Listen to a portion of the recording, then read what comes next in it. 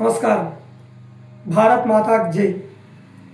మనకు ఆగస్టు 15 1947 రోజు స్వాతంత్రం వచ్చింది.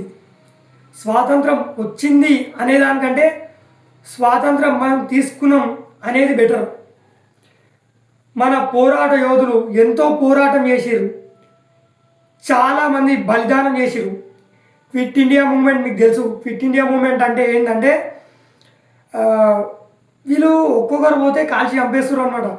కాల్చి చంపేస్తున్నందుకు అందరు కలిసి మాట్లాడుకొని మన మన ఫ్రీడమ్ ఫైటర్స్ అందరు కలిసి మాట్లాడుకొని ఒక గ్యాంగ్ లాగా ఏర్పడ్డారు అనమాట. అంటే మేము పోతూనే ఉంటాం, ఎంతమందిని చంపినా సరే. వాళ్ళు నిజానికి వాళ్ళు ముంగట్కించి మొత్తం కాలుస్తునేవారు, అయిన సరే వీళ్ళు పోతూనేవారు ఒక ర్యాలీ లాగా. ఎంతమంది నన్ను కాలుస్తారు, కాలవలేరు కదా. ఇదే క్విట్ ఇండియా మూమెంట్ అంటే. అయితే మొత్తానికి మనకు స్వాతంత్రం అనేది వచ్చింది. అయితే ఈ స్వాతంత్రం రావడంలో చాలా పెద్ద, అంటే వాళ్ళతోటి పోరాడడం ఒక లెక్క అయితే మనం పోరాడడం కూడా ఒక లెక్క. అంటే ఎట్లా అంటే మనోళ్ళే వాళ్ళకు చెంచల్లెక్క వేసిరనమాట. చెంచా అనడం కరెక్ట్ ఇది. ఎందుకంటే వాళ్ళు మనకి చేసింది చాలా పెద్ద తప్పు. ఏంటంటే కొంతమంది రియల్ ఫైటర్స్ మన తాను. ఆ రియల్ ఫైటర్స్ వీళ్ళకు వెన్నుపోవడం వచ్చారు కొంతమంది. ఎలా అంటే వాళ్ళ తాన అంటే బ్రిటిషర్స్ ఉంటారు కదా, వాళ్ళు కొన్ని పైసలు ఇస్తే, కొన్ని నాణాలు ఇస్తే మనం వేసుకుంటాం కదా ప్లాను, ఇండిపెండెన్స్ ఎలా రావాలో అనేది. అట్లా లీక్ చేసిరన్నమాట. మనం మన ప్లాన్స్ మొత్తం లీక్ చేసిరు. ఇంకోటి ఏంది, ఇద్దరు ఉంటారు అంటే ఫ్రీడమ్ ఫైటర్స్ చాలామంది ఉన్నారు, కాకపోతే రెండు భాగాలుగా విడిపోయారు. కొంతమంది ఏమో మేము అహింస చేయొద్దని, కొంతమంది ఏమంటారు హింస చేస్తేనే అవుతుందని, కొంతమంది నా మాటలు ఎగ్గాలని. ఇట్లా ఎవరికి వాళ్ళు విడిపోయి కూడా కొంచెం ఫ్రీడమ్ లేట్ అయింది మనకు. చాలామంది చనిపోయారు. ఎందుకు చనిపోయారు అని కూడా మీకు తెలుసు. పన్నులు కట్టక కొంతమందిని చంపేసారు. పన్నులు కట్టక మన భూములు లాక్కూడు.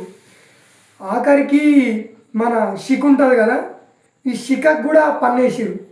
ఈ షిక ఏంటంటే మనకు చాణక్య గారు, మన చాణక్య ఏం చేసిందంటే మొదట ఆయన కొన్ని ఇయర్స్ బ్యాక్ ఆయన ఒక సంకల్పం చేసుకుంటాడు అనమాట. ఆ సంకల్పం ఏంటంటే కొంతమంది ఆయనను అవమానిస్తే ఆయన ఏం చేస్తాడంటే ఈ షికన్ అనేది ఇట్లా మీదికి కట్టుకొని కిందికి కూర్చుంటాడు ఆయన. నేను అనుకున్నది ఎప్పుడైతుందో ఆ షికన్ అప్పుడే ఇడుస్తానంటాడు. అయితే ఈ బ్రిటిషర్స్ ఏం గమనిస్తారంటే ఇప్పుడు ఈయన ఏదైతే వేసిరో ఈయన వేసింది ప్రతి ఒక్కరు చేస్తే మేము ఈడు ఉన్నాం కదా అని ఆ ఈ పన్నేస్తే షిక తీసేస్తారేమో అని ఈ షికకు కూడా పన్నేసారు. ఇంతగానం దౌర్భాగ్యం మనకు ఉండే ఎప్పుడు స్వతంత్రం రాకముందు.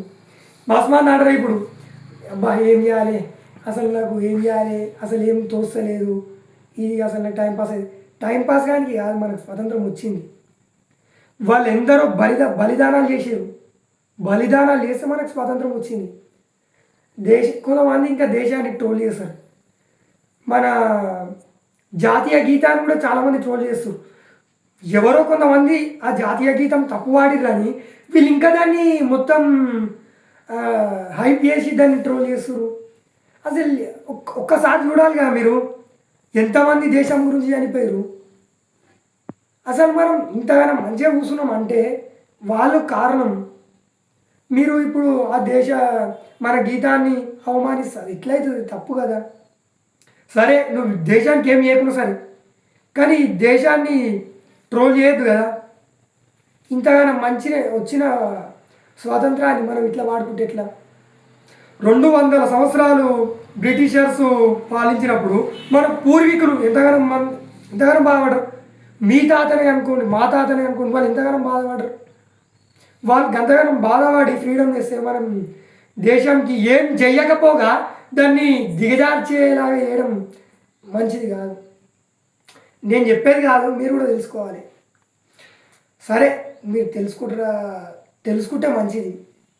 అయితే ఇంకోటి ఏంటంటే ఆగస్టు 15కి జనవరి 26కి తేడా ఏంది? మనం జెండా ఎగరేస్తాం కదా.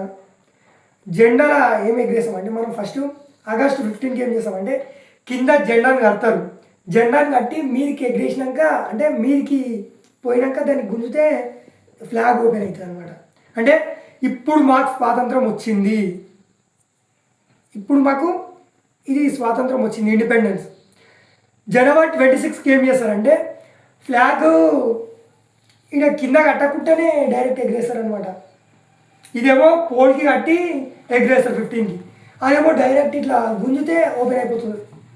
అది తేడా. మీకు ఎంతమందికి తెలుసుకోవాలి కదా మనం, మినిమం మనం ఇండియా కదా, ఇండియా గురించి అన్న తెలుసుకోవాలి కదా, తెలుసుకోండి. ఇంకేదైనా తప్పు ఉంటే కామెంట్ రూపంలో తెలపండి. నమస్కారం. జై భారత్, జై హింద్.